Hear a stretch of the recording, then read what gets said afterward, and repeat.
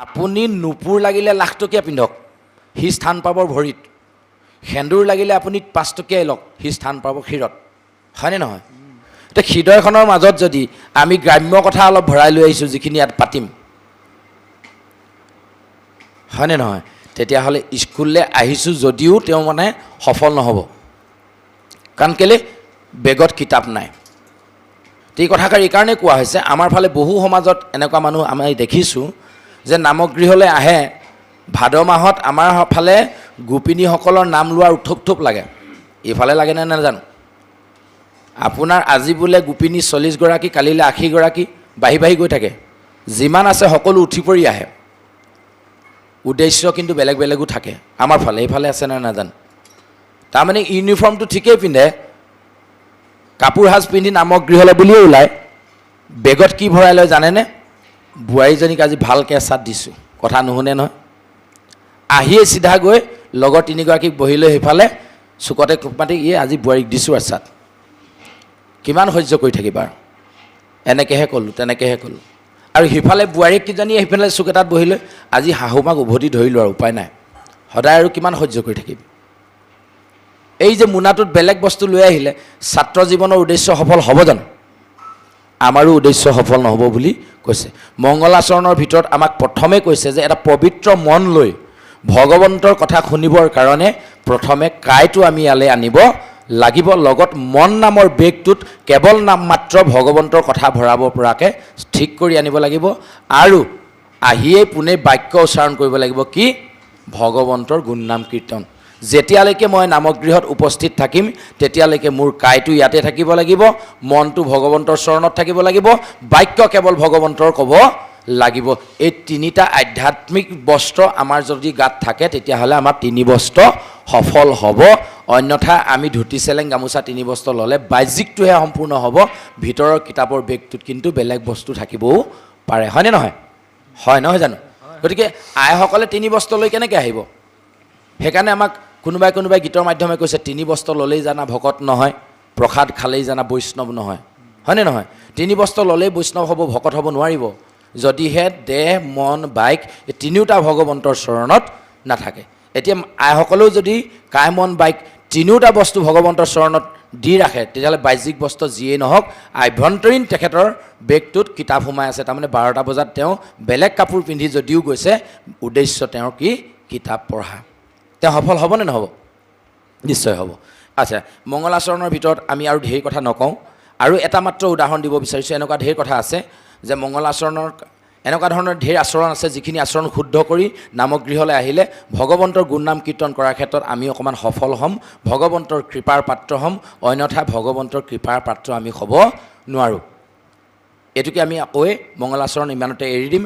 আমি পাঠ যি হয় পাঠলৈ যাম। নহ'লে মংগলাচৰণতে ক'বলগীয়া ঢেৰ আচৰণ আছে, বহু আচৰণ আছে। জ্যেষ্ঠজনক সন্মান কৰাৰ পৰা কনিষ্ঠজনক মৰম কৰালৈকে ইত্যাদি ইত্যাদি, সকলোকে সম্ভাৱ জ্ঞান কৰাৰ পৰা আদি কৰি বিভিন্ন ধৰণৰ মংগল আচৰণ আছে, যিখিনি আচৰণ শুদ্ধ নকৰিলে আমি নামগৃহত আহি এনেহে বহি থকা হ'ব। মানে কথাটো হ'ল কি, এজন পুলিচ বিষয়াই চোৰটোৰ লগত যিখিনি ব্যৱহাৰ কৰে, আচৰণ কৰে, একেখিনি আচৰণ যদি ঘৰত মানুহগৰাকীৰ লগত কৰে, সংসাৰ হৈ থাকিবনে? নাথাকিব নহয় জানো? আচৰণবোৰ বেলেগ বেলেগ হ'ব, স্থান কাল পাত্ৰভেদে আচৰণ বেলেগ বেলেগ হ'ব। যে হওক, এতিয়া আমি আৰু এটা কথা এনেকৈ ক'ব বিচাৰিছোঁ, আচৰণ যদি আমাৰ মংগল নহয়, তেতিয়াহ'লে আমি ভগৱন্তৰ কৃপাৰ পাত্ৰ হ'ব নোৱাৰোঁ। গুৰুজনাই প্ৰথম মংগলাচৰণ বুলি আৰম্ভ কৰিয়ে কি বুলি ক'লে? জয় জয় কৃষ্ণ কৃপাময় মহেশ্বৰ, যাৰ আজ্ঞা শিৰে বহে ব্ৰহ্মা হৰি হৰ। কৃপাময় বুলি ক'লে। এতিয়া ইয়াত যদি উঠি অহা ল'ৰা ছোৱালী কোনোবা থাকিলহেঁতেন, 6, 7, 8ত পঢ়া ল'ৰা ছোৱালী থাকিলে আমি সুধিব পাৰিলোহেঁতেন, বা বিজ্ঞসকলে জানে যে কৃপাময় শব্দটোৰ পৰা এটা যদি সমাহ বাক্য আমি লিখিবলৈ কওঁ, তেওঁলোকে কি লিখিব লাগিব? যি সকলোকে কৃপা কৰে, তেওঁকে কৃপাময় নোবোলে জানো? আচ্ছা, যদি ভগৱন্তই সকলোকে কৃপা কৰেই, তেতিয়াহ'লে বাপ আপুনি দুখী মই সুখী, আপুনি ধনী মই দুখীয়া, আপুনি বগা মই ক'লা, সকলো সমান কিয় নহয়? যদি ভগৱন্তই সকলোকে কৃপা কৰে সমানে, তেতিয়াহ'লে সকলো সমান হ'ব লাগিছিল, সকলো সমানে অভিজ্ঞ হ'ব লাগিছিল, সকলো সমানে জ্ঞানে পুষ্ট হ'ব লাগিছিলে, সকলোৱে সমানে সকলো কাম কৰিব পৰা হ'ব লাগিছিলে। কিয় নহয়? এতিয়া শাস্ত্ৰই পিছলৈ আমাক জানিবলৈ দিছে যে গণ্ডগোলটো ভগৱন্তৰ কৃপাটোত নাই, গণ্ডগোলটো আছে পাত্ৰটোত। উদাহৰণস্বৰূপে টেপ এটাৰ পৰা বাহিৰৰ টেপটোৰ পৰা পানী ঘটি আনিবৰ কাৰণে আমাৰ ভূঞা বাপজনায়ো ঘটিটো লৈ গ'ল এইভাগ, আমিও পাত্ৰ এটা লৈ গ'লোঁ। একেটা টেপৰে পানী, তেখেতে অলপ আনিলে, ময়ো অলপ আনিলোঁ। মোৰ পানীখিনি ঘোলা লেতেৰা হ'ল, তেখেতৰখিনি চাফা হ'ল। কাৰণটো কি? কাৰণটো কি? কৃষ্ণ, মোৰ পাত্ৰটোত লেতেৰা পৰি আছিল, গোবৰ জাবৰ লাগি আছিল, সেইকাৰণে মোৰ পানীখিনি লেতেৰা হ'ল, নহ'লে একেটা টেপৰে পাতি। আচ্ছা, এতিয়া এই যে পাত্ৰবোৰ আমি, এই গ্লাছটো এটা পাত্ৰ পানী থৈছোঁ, ঘটিটো এটা পাত্ৰ তাত আমি পানী থৈছোঁ, নহয় জানো? বা ধৰক এই থকাখন এখন পাত্ৰ তাৰ আমি ভাগত ভাগ থৈছোঁ, এই পাত্ৰবোৰ দেখি আছোঁ যে কৃপাৰ পাত্ৰ, ভগৱন্তৰ কৃপাৰ পাত্ৰ। মানুহজন বোলে বৰ দয়াৰ পাত্ৰ দেই, মানুহজন বৰ শ্ৰদ্ধাৰ পাত্ৰ, ল'ৰাটো বৰ মৰমৰ পাত্ৰ। এই পাত্ৰকেইটা ক'ত থাকে? দেখিছোঁ নাই আমি?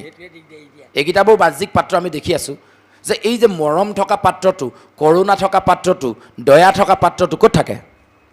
দেখিছোঁ নাই? কিন্তু অন্তৰত মৰম থাকে, হৃদয়ত কৰোণা থাকে, প্ৰেম ভাৱ থাকে, নাথাকে জানো?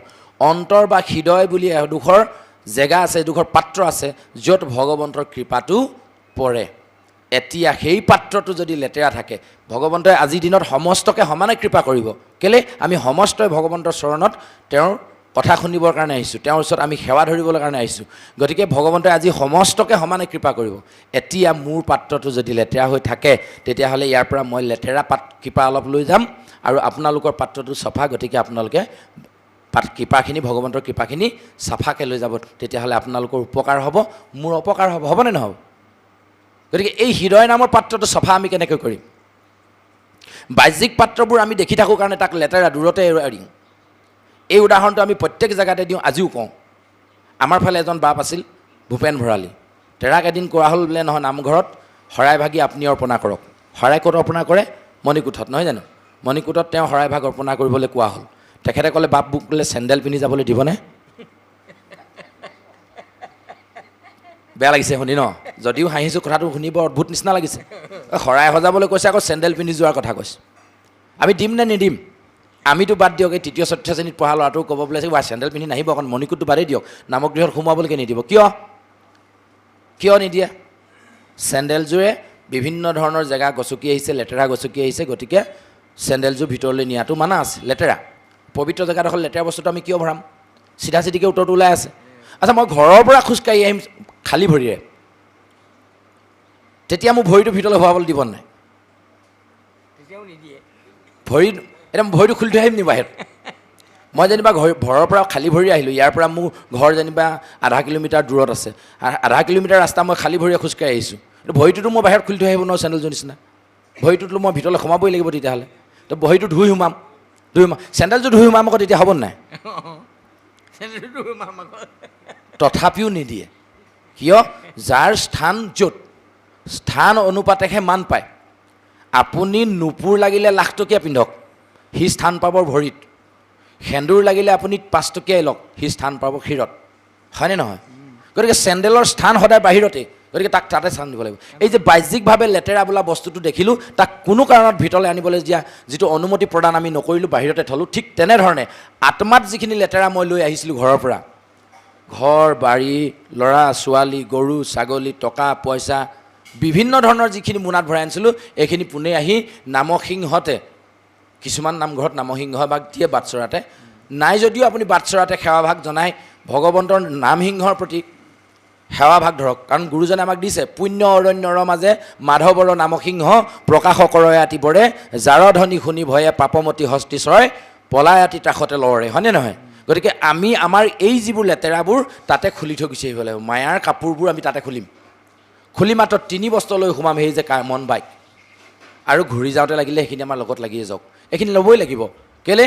আমি সংসাৰলৈ আহিছোঁ 4 আশ্ৰম 4 পুৰুষাৰ্থ সাধনৰ কাৰণে, ধৰ্ম, অৰ্থ, কাম আৰু মুখ্য। গতিকে এইটো আমি কৰিবই লাগিব। আমি সংসাৰত ব্ৰতী থাকিবই লাগিব। আমাক উদাহৰণটো দিছে এনেকৈ, উদাহৰণস্বৰূপে এখন নাও, সি নাও হিচাপে মূল্য কেতিয়া পাব? বামত থাকিলে নে পানীত থাকিলে?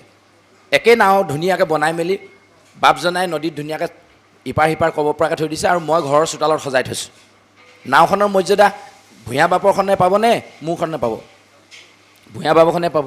কিন্তু ৰিক্সি আকৌ তেওঁখনে আছে, পানীত ডুবিবও পাৰে, মোৰখন নুডুবে আকৌ। মানে সংসাৰ কৰিলেই ৰিক্সটো বাঢ়ি যায়, কিন্তু মূল্য সংসাৰ কৰিলেহে মনুষ্যৰ আছে, নহ'লে নাই। এইটো মায়াটো আমাক লগত দিছেই ভগৱন্তই। আচ্ছা, এতিয়া ডাঙৰ কথাটো হ'ল যে এই সংসাৰখন পাৰ হ'বলৈও কিন্তু সেইখন নাওতে উঠিব লাগিব। নাওখনত নুঠিলে আমি পাৰ হ'ব নোৱাৰোঁ। কিন্তু নাওখন আকৌ পানীৰ ওপৰতে থাকিব লাগিব, নহ'লে আকৌ তাৰ মূল্যও নাই। মানে সংসাৰ সাগৰ পাৰ হ'বলৈ যিখন নাৱত উঠিম সেইখন নাও সেই সংসাৰ পানীৰ মাজতে থাকিব। কিন্তু নাওখনত যদি পানী সোমায় সেইখন নাৱত আমি উঠিম নে নুঠিম? নুঠো। কেলৈ? ডুবি মৰাৰ সম্ভাৱনা আছে, হয়নে নহয়? আমাকো সেইটোকে কৈছে, সংসাৰ নামৰ এই মায়াৰ নাওখনত তুমি উঠিবা, একো নাই, কিন্তু সেই মায়াখনত মজি তুমি থাকিব নালাগিব। তাৰমানে নাওখনত ফুটা থাকিব নালাগিব।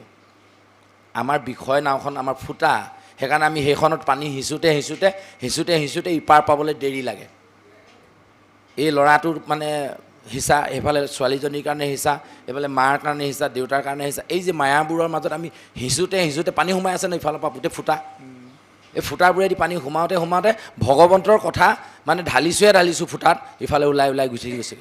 এনেকৈ হ'লে আমি সংসাৰ ভৱবৈতৰণী পাৰ হ'ব নোৱাৰোঁ। গতিকে এই ৰাম নামৰ নৌকাত উঠি ভৱবৈতৰণী পাৰ হ'বৰ কাৰণে আমি সেইখন নাৱতে উঠিব লাগিব, কিন্তু সেই নাৱত পানী কেতিয়াও সোমাব নালাগিব। আৰু সেইকাৰণে কৈছে সংসাৰৰ পংকৰ মাজত থাকি হৃদিপদ্ম ভগৱন্তৰ প্ৰতি আমি পোন কৰি ৰাখিব লাগিব।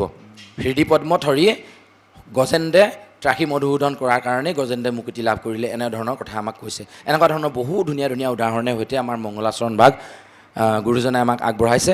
আৰু পিছলৈ বহুত তেনেকুৱা ধৰণৰ থাকিলে। নমু মধুমূৰ ৰিপু মহাহৰি, মধু আৰু মূৰ নামৰ দুজন দৈত্য দমন কৰিছিলে বুলি কৃষ্ণৰ ৰূপে আমি গম পাওঁ। কৃষ্ণ বলৰামৰ ৰূপত তেওঁলোকে মধু আৰু মূৰ দানৱ দুজন বধ কৰিছিলে বুলি গম পাওঁ। কিন্তু গুৰুজনাই ইয়াৰ বৰ চতুৰালিৰে এটা শব্দ ব্যৱহাৰ কৰি দিলে, ৰিপু। নমু মধুমূৰ দানৱ মহাহৰি, অসুৰ মহাহৰি বুলি নাই লিখা, ইয়াত ৰিপু বুলি লগাই দিলে। গুৰুজন বিৰাট চতুৰ। আমি সেই শব্দবোৰৰ অৰ্থ বুজিব লাগিব। ৰিপু মানে কোনবোৰ? কাম, ক্ৰোধ, লোভ, মোহ, দম্ভ, দেশ, অহংকাৰ, এইবিলাক ৰিপু নহয় জানো? যে এই ৰিপুবোৰৰ কথাকে আমাক কৈছে যে আমাৰ মাজতো তেনেকুৱা প্ৰধান দুটা ৰিপু আছে, কামনা আৰু বাসনা। এই ৰিপু দুটাক প্ৰথমে বধ কৰিব লাগিব, তেতিয়াহে আমি এই দুটাক যদি দমন কৰি ৰাখিব পাৰোঁ, কামনা আৰু বাসনাক যেতিয়া দমন কৰি ৰাখিব পাৰিম, তেতিয়াহে আমি সংসাৰ সাগৰ পাৰ হোৱা নাওখনত আমি যাত্ৰাটো আৰম্ভ কৰিব পাৰিম। সেইকাৰণে আৰম্ভণিতে গুৰুজনাই কৈছে, নমু মধুমূৰ ৰিপু মহাহৰি, অন্ত্যজী উত্তম হৈ যাক স্মৰি। আমি